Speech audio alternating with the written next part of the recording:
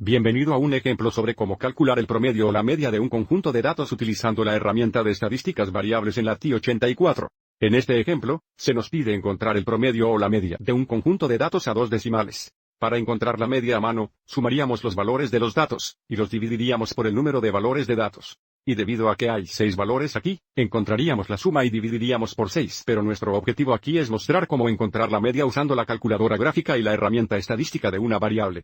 Entonces, primero queremos ingresar los datos, entonces presionamos la tecla Stat y luego ingresamos. Queremos ingresar los datos en L1, primero limpiemos L1 yendo a la parte superior de la columna, presione Clear y luego ingrese.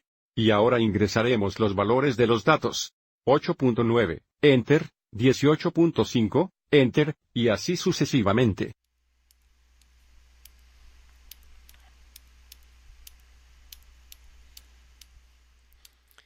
Ahora que tenemos nuestros valores de datos ingresados, queremos seleccionar la herramienta de estadísticas variables presionando Stat.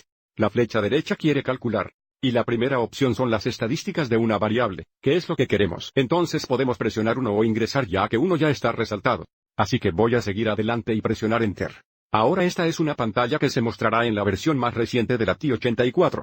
Mostraré la pantalla anterior en un momento. Para la lista de la primera fila, queremos ingresar la lista que contiene los datos que es L1, por lo que esto es correcto. Si, por ejemplo, los datos estuvieran en L2, seleccionaríamos L2 presionando, segundo, 2. A continuación, no tenemos una tabla de frecuencias, así que queremos asegurarnos de que no haya una lista aquí. Si lo hay, queremos borrarlo presionando borrar.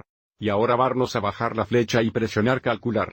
Ahora, antes de encontrar el promedio o la media, que es X bar, quiero mostrar una captura de pantalla de la versión anterior de los 84, o los 83. Usando la versión anterior de los 84, o los 83, una vez que seleccione la herramienta de estadísticas de una variable, si el conjunto de datos está en L1, como L1 es el valor predeterminado, simplemente podemos presionar Enter, o podemos ingresar L1 que indica dónde se encuentran los datos. Y luego presionaríamos Enter.